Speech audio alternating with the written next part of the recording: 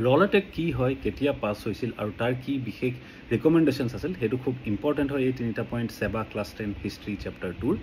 So 1906 যেতিয়া স্বদেশী movement হৈছিলে, তাৰ পাছত 1911 পাৰ্টিশ্যন অফ বেংগলৰ ডিচিশ্যন যদি ৰিপিল কৰা হৈছে, তাৰপিছত আমি দেখিব পাওঁ যে কেইবা বছৰৰ কাৰণে 4-5 বছৰ বা 10 বছৰ মোটামুটি আমি দেখিব পাওঁ যে খুব বেছি নেশ্যনেলিষ্ট মুভমেণ্ট হাই পিচত হোৱা আমি দেখিব নাপাওঁ, অলপমান কোৱাইট হৈ যোৱা নেশ্যনেল মুভমেণ্টটো আমি দেখিব পাওঁ। কিন্তু সেই নেশ্যনেল মুভমেণ্টে ওৱান্স এগেইন আকৌ লাহে লাহে স্পীড ল'ব ধৰে চামটাইম এৰাউণ্ড 1916, 1917। কিয়? বিকজ প্ৰিভিয়াছ শ্বৰ্টছবিলাকতো তোমালোকে দেখিছা যে সেই সময়লৈকে ইতিমধ্যে মহাত্মা গান্ধীও ইণ্ডিয়াত আহি পাইছে, তেখেতেও গোটেই ভাৰতখনত ঘূৰি ঘূৰি নেশ্যনেল মুভমেণ্টটোক আৰু বেছি এক্সেলাৰেট কৰা ষ্টাৰ্ট কৰিছে। ছেকেণ্ড হৈছে যে ইণ্টাৰনেশ্যনেল কিছুমান ইভেণ্ট সেই সময়ত হৈ আছে, যিসকলে ইণ্ডিয়াৰ মানুহকো ইনস্পায়াৰ কৰিছে নেশ্যনেলিষ্ট মুভমেণ্টটো আকৌ এবাৰ প্ৰমোট কৰিবৰ কাৰণে, যেনেকৈ ফৰ এক্সাম্পল ৰাছিয়ান ৰিভলিউশ্যনৰ কথা মই বেলেগ এটা শ্বৰ্টত অলৰেডি কৈছোঁ।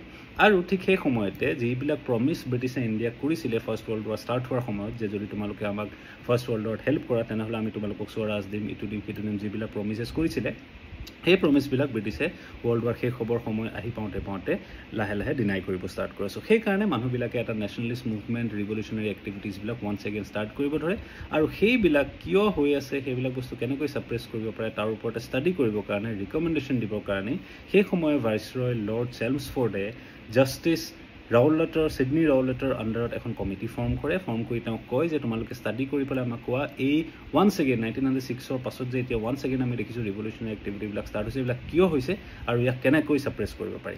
তাৰ বিনিময়ত শেষত 1919 কমপ্লিট ষ্টাডিটো কৰি পেলাই ছিডনী ৰাউলেটে নিজৰ ৰিপৰ্টটো দিয়াৰ পাছত কি হৈছে, ব্ৰিটিছ গভৰ্ণমেণ্টে ৰাউলেট এক্ট পাছ কৰিছে 1919। ৰাউলেট এক্টে কি কৈছে যে যিকোনো মানুহক যিকোনো সময়তে এৰেষ্ট কৰিব পাৰিব without giving any explanation and without giving the right for going to the court for support and seeking help.